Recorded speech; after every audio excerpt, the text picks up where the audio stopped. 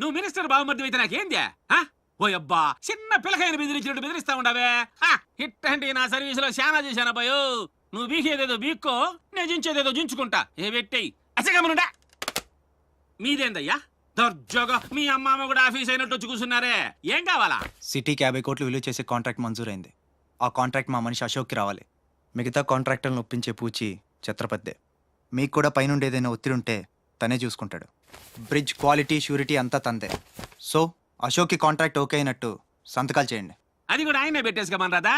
నేనెందుక officer అంటే లెక్క పక్క లేకుండా పైన పాసు బీసినావు లేవు. ఛత్రపతి గురించి మీకు తెలీదు. నా సంగతి కూడా నీకు తెలియదు అబ్బాయో.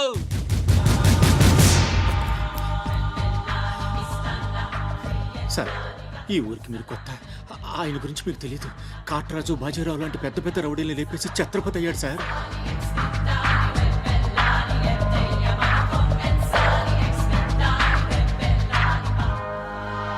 ముందు సంతకం పెట్టండి సార్. ఇదిగోండి.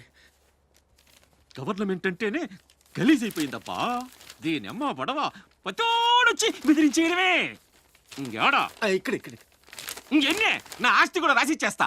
ఇదే లాస్ట్ సార్, తీసుకోండి బాబు.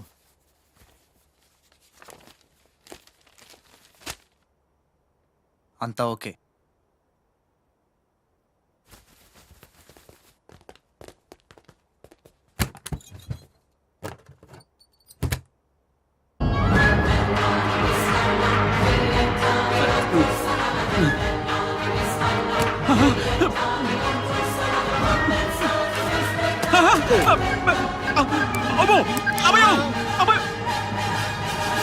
మూడే బాంబులు ఉన్నాయి, నాలుగోది ఎదురా. అది కొంచెం లేవండి సార్.